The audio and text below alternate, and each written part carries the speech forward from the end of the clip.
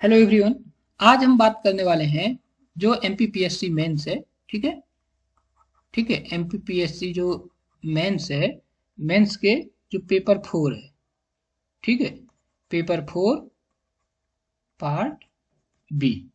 ठीक है, नहीं sorry, part A. Part A में जो अपनी यूनिट कौन सी है, 2। उस यूनिट का जो नाम है वो है राष्ट्र निर्माण नैतिक अवधारणा, यानी नेशन बिल्डिंग और मोरल कंसेप्ट। इसके बारे में हम बात करेंगे, तो ध्यान रखना, मेंस पेपर 4 पार्ट बी और यूनिट 2, इसको डिस्कस। इसमें इतने सारे टॉपिक हैं, जैसे राष्ट्र की अवधारणा क्या होती है, पावर, किसी भी नेशन की जो पावर, ठीक है, उसके पावर के घटक क्या क्या होते हैं उसके बारे में बात करेंगे। नेशनल सिक्योरिटी के बारे में बात करेंगे।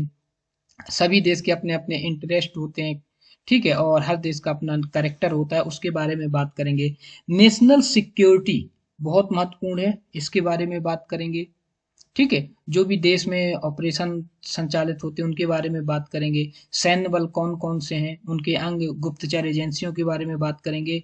इसके अलावा कुछ जो नैतिक मूल्य से संबंधित अवधारणाएं, जैसे शुभ, सद्गुण, अहिंसा, उत्तरदायित्व, इन सब के बारे में इस यूनिट में बात करेंगे। साथ में भगवत गीता का जो है, भगवत गीता का नीति शास्त्र, प्रशासन में उसकी भूमिका, इससे संबंधित बातों को भी हम यहाँ पे पढ़ने वाले हैं। तो इस पेपर को हम एक एक करके कंप्लीट करेंगे। तो आज हमारा जो पहला लेक्चर है उसको शुरू कर रहे हैं। ओके, तो चलिए शुरू करते हैं। सबसे पहले हम जो पढ़ने वाले हैं, राष्ट्र और राष्ट्रीयता, यानी नेशन और नेशनलिटी के बारे में। आप ये बार बार सुनते भी होंगे, नेशन, राष्ट्र। ठीक है, तो ये सब चीजें क्या होती हैं, तो हम सबसे पहले बात करेंगे राष्ट्र। देखो, पहले आप एक बेसिक चीज समझो। आपने एक राज्य शब्द भी पढ़ा होगा, पॉलिटी में राज्य की परिभाषा पढ़ी होगी। तो ये सारे कंसेप्ट इसी चैप्टर में हम पढ़ने वाले हैं।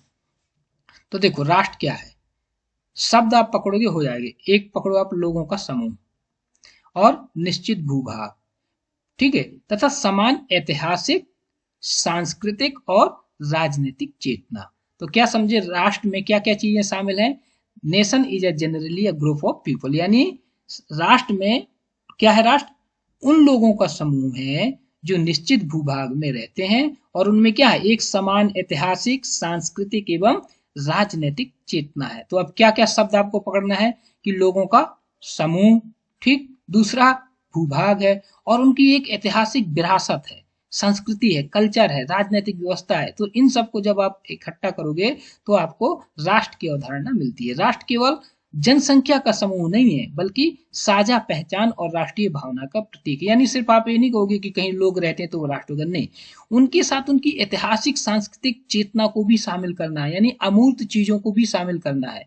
तो नेशन इज अ मेरली आ मतलब सिर्फ आपको पॉपुलेशन को शामिल यदि कर लो कि सिर्फ पॉपुलेशन है उससे राष्ट्र बनेगा, तो नहीं, ये इसमें आपको उसकी आइडेंटिटी, उसकी हिस्ट्री, उसका कल्चर, इन सब चीजों को भी शामिल करना होता है। तो राष्ट्र में क्या क्या समझ में आया, लोगों का समूह भी जरूरी है, एक निश्चित भूभाग भी जरूरी है, उसकी ऐतिहासिक, सांस्कृतिक जो चेतना है उसकी भी जरूरत है। यानी सिर्फ जनसंख्या के आधार पर किसी क्षेत्र को आप राष्ट्र नहीं बोल सकते जब तक उसमें ऐतिहासिक और सांस्कृतिक चेतना शामिल ना हो जाए।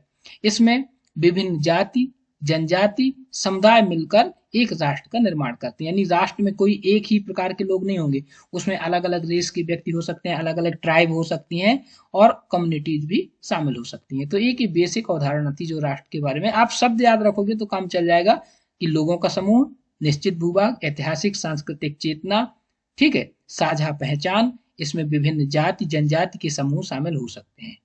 ठीक, और देख लेते हैं हम, यदि नेशन शब्द की बात करें, ठीक है, देखिए, अब हम यदि परिभाषा की बात करें तो नेशन जो शब्द किससे निकला है, नेसियो से निकला है। और नेसियो का मीनिंग क्या होता है, समान जन्म या समान वंश वाले लोग, कॉमन बर्थ या समान। यानी यदि हम इसकी सिर्फ उत्पत्ति की बात करें तो उत्पत्ति के आधार पर तो ये है कि जो एक ही जाति के लोग या एक ही जन्म या उत्पत्ति के लोग होते हैं, उनके समूह को हम नेशन बोलते हैं। लेकिन ये बहुत संकीर्ण हो जाएगा, सिर्फ इतने को नेशन कहना उचित नहीं है। जैसे कुछ अलग अलग विद्वानों ने दिए, जैसे जे के ब्लंट सली के अनुसार राष्ट्र उन लोगों का समूह, देखो यहाँ भी समूह आया, जिसमें क्या क्या चीजें शामिल है, भाषा, परंपरा और सभ्यता की एकता की भावना होती है। तो फिर याद रखो, यदि देखो बहुत मुश्किल होता है कि एग्जाम में ऐसे नाम याद आए, लेकिन एक आधा नाम याद रखोगे तो अच्छी बात है। कि ब्लंट सली के अनुसार है कि राष्ट्र लोगों का समूह होता है। कैसे लोगों का? ऐसे लोगों का समूह जिनकी भाषा, परंपरा और सभ्यता एक समान होती है। तो आपको इसको याद, यानी जिनकी लैंग्वेज क्या हो, कॉमन हो, ट्रेडिशन उनके कॉमन हो और उनकी सिविलाइजेशन कॉमन हो, ऐसे लोगों का जो ग्रुप होता है उसको हम नेशन बोल सकते हैं। ठीक है। इसी प्रकार बारकर महोदय ने क्या बोला है? राष्ट्र निश्चित भूभाग में रहने वाले लोगों का समूह है जो परस्पर प्रेम के संबंध से जुड़ा होता है। तो इसको भी याद रख सकते, ऊपर की ज्यादा बेहतर है, आप उसको याद रखो कि लोगों का समूह है जिसमें क्या क्या चीजें आपको कॉमन मिल रही हैं।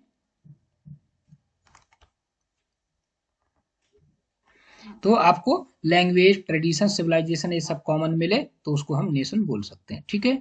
इसके बाद आप देखोगे फ्रोडर महोदय के अनुसार प्रजाति, भाषा, परंपरा और धर्म की समानता होगी जहां राष्ट्र निर्माण के वो आधार होते हैं। यानी सेम प्रकार की भाषा, प्रजातियां, परंपराएं, धर्म, उनकी समानता कर दो तो राष्ट्र निर्माण होता है। तो इसको भी आप याद रख सकते हो।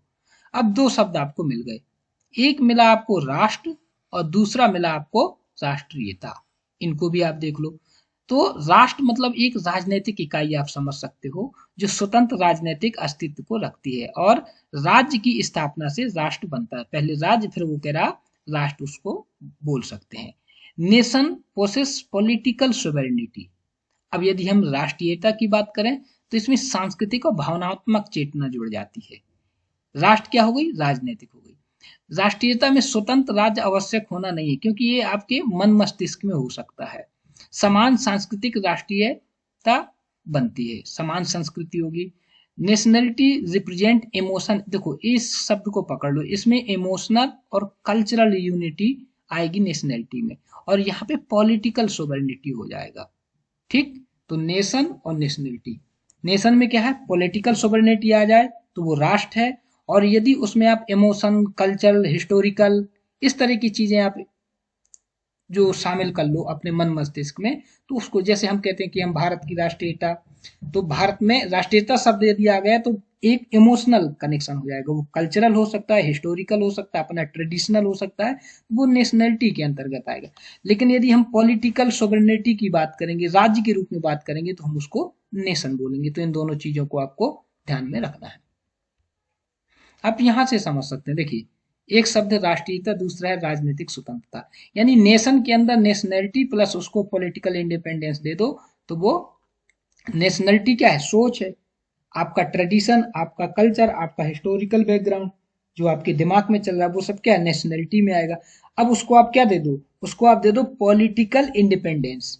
उसको जोड़ दो, नेशनलिटी में पॉलिटिकल इंडिपेंडेंस जोड़ दोगे तो उसको आप नेशन बोल सकते हो। जैसे एग्जांपल देखो, पूर्वी पाकिस्तान स्वतंत्र होने से पहले केवल राष्ट्रीयता थी, जबकि स्वतंत्रता के बाद बांग्ला, देखो आप देखो, जब पाकिस्तान, बांग्लादेश पाकिस्तान से जब अलग नहीं हुआ था, तो बांग्लादेशी किस आधार पे? वो अपनी राष्ट्रीयता के आधार पे विरोध कर रहे थे कि अलग होना चाहिए। जैसे ही अलग हो गया तो बांग्लादेश एक राष्ट्र बन गया। मतलब राष्ट्रीयता तो पहले भी मौजूद थी, लेकिन जब उसको आजादी मिल गई पाकिस्तान से, तो क्या उसमें राष्ट्रीयता में हमने क्या जोड़ दिया? पॉलिटिकल इंडिपेंडेंस, यानी जो राजनीतिक संप्रभुता मिल गई। नेशनलिटी में क्या चीजें शामिल थी? उनका कल्चर, उनका हिस्टोरिकल बैकग्राउंड, उनकी भाषा, उनकी परंपराएं। वो नेशनलिटी वो तो बांग्लादेश में पहले से मौजूद थी, लेकिन वो अलग देश नहीं था, पाकिस्तान कहलाता था, पूर्वी पाकिस्तान। जैसे ही उसको पॉलिटिकल पहचान मिली, पॉलिटिकल सोवरेनिटी मिलती, तो नेशनलिटी में हमने क्या जोड़ दिया? उसकी संप्रभुता जोड़ दी, सोवरेनिटी जोड़ दी। जैसे ही हमने सोवरेनिटी जोड़ी तो पूर्वी पाकिस्तान क्या बन गया? बांग्लादेश बन गया। तो जैसे ही बांग्लादेश बन गया तो बांग्लादेश नेशन की उदाहरण आ गई। तो एक एग्जाम्पल आपको समझ में आ गया होगा कि कैसे नेशनलिटी से हम नेशन की ओर गए। नेशनलिटी क्या है? जो आप थिंकिंग, आपका कल्चर, आपका हिस्टोरिकल बैकग्राउंड, वो सब क्या है? नेशनलिटी। जब उस नेशनलिटी को किसी क्षेत्र में सोवरेनिटी मिल जाएगी तो वो नेशन में कन्वर्ट हो जाएगा। उदाहरण है इसका बांग्लादेश। ओके। अब राष्ट्र के घटक देख लेते हैं अपन। ठीक है, कौन कौन से घटक है? तो एक होता है भौगोलिक एकता, यानी राष्ट्र में क्या होगा? एक निश्चित भूभाग होगा, इसको याद रखना है, जो राष्ट्र निर्माण का आधार होता है। समान क्षेत्र में रहने से एकता, अपनापन विकसित होता है, यानी सब यूनिटी के साथ रहते हैं। ठीक है। मातृभूमि के प्रति भावनात्मक लगाव होता है, जैसे हम कहते हैं ना कि भारत राष्ट्र, भारत माता, तो इस तरह की एक अवधारणा मातृभूमि के प्रति लगाव वाली। तो इसको क्या बोलेंगे, पहला आपको घटक क्या मिला, भौगोलिक एकता। भौगोलिक एकता में आपको याद रखना कि लोग मतलब अपना उस क्षेत्र को अपना मानते हैं, उससे लगाव रखते हैं, ये बोलते हैं कि हम अपने, जैसे बोलते हैं ना कि हम मातृभूमि के लिए अपनी कुछ भी दे सकते हैं, सर्वोच्च बलिदान भी दे सकते हैं, शहीद भी हो सकते हैं। तो ये क्या है, भौगोलिक एकता को दर्शाता है।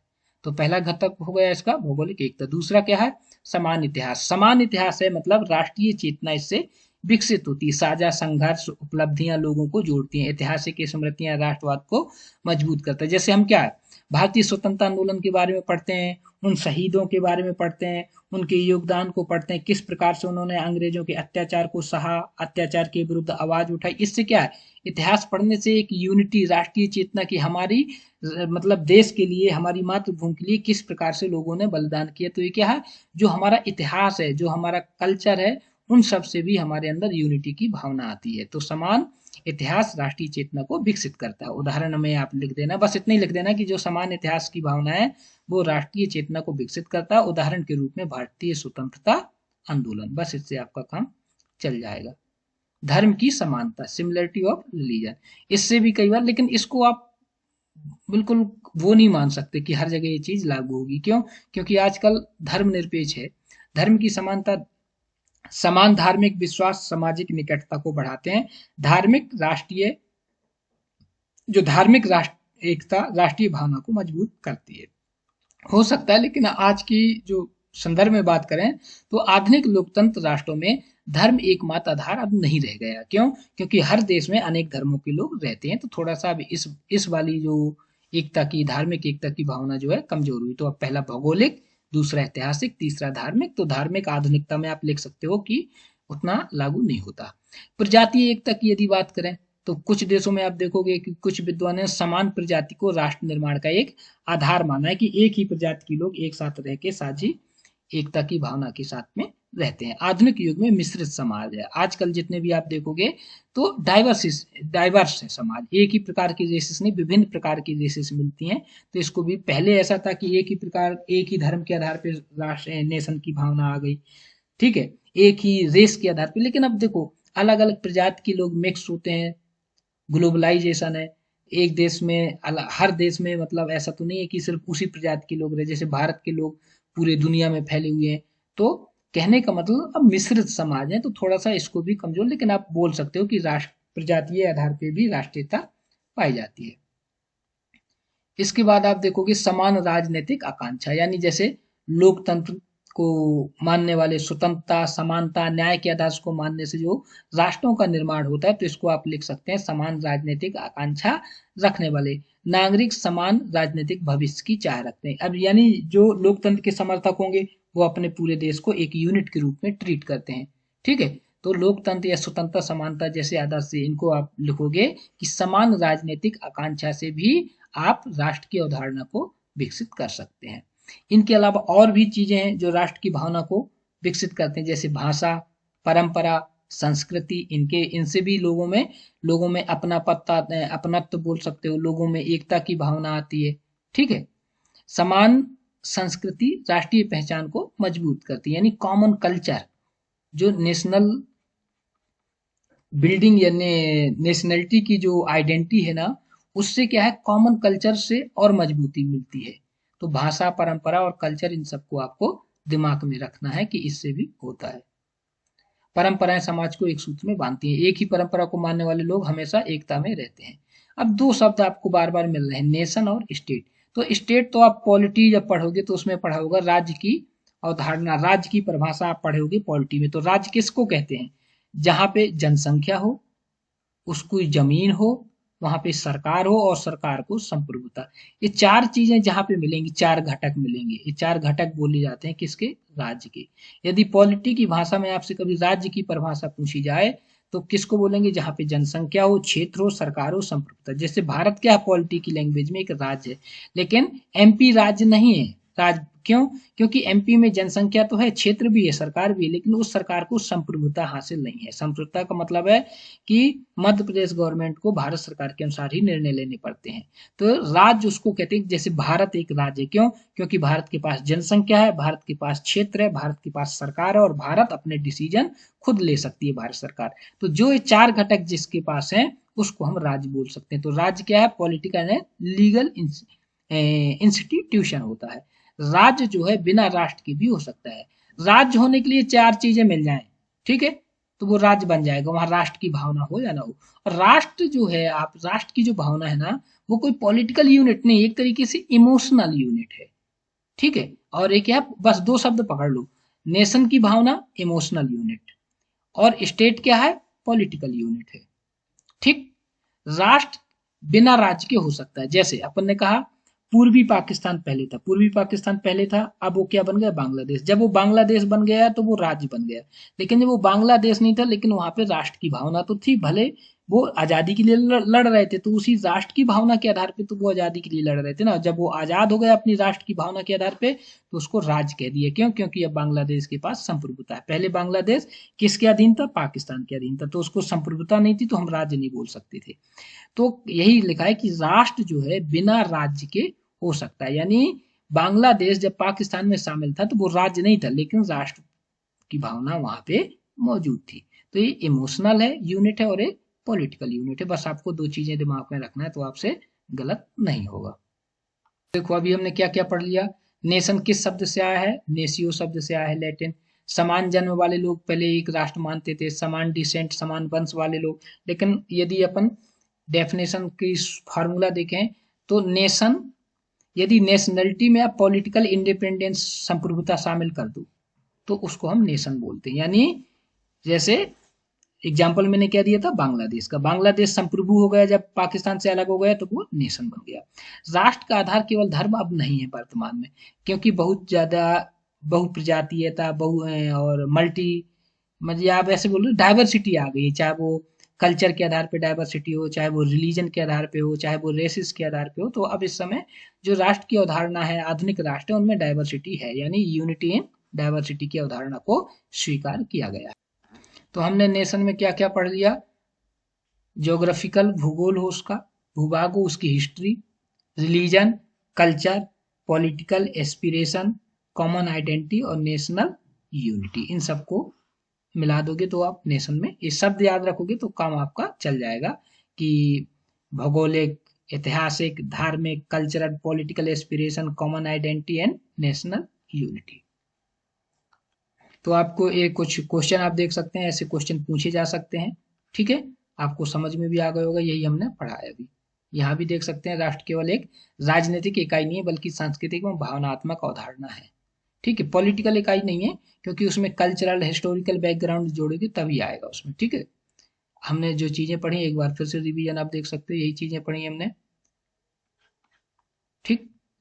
इसके जो घटक हैं, ज्योग्राफिकल, हिस्ट्री, रिलीजियस या रिलीजन वाले, रेसेस, पॉलिटिकल, और नेशन। नेशन कब बनता है? जब इमोशनल, कल्चरल, पॉलिटिकल आइडेंटिटी आपस में जुड़ जाए तो वो नेशन बनता है। स्टेट पॉलिटिकल होता है और नेशन इमोशनल।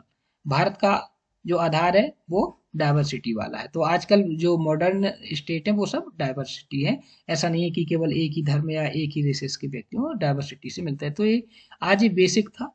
अब अगली बार जो होगा नेशन की जो पावर होती है उसके बारे में हम बात करेंगे। Okay, thank you.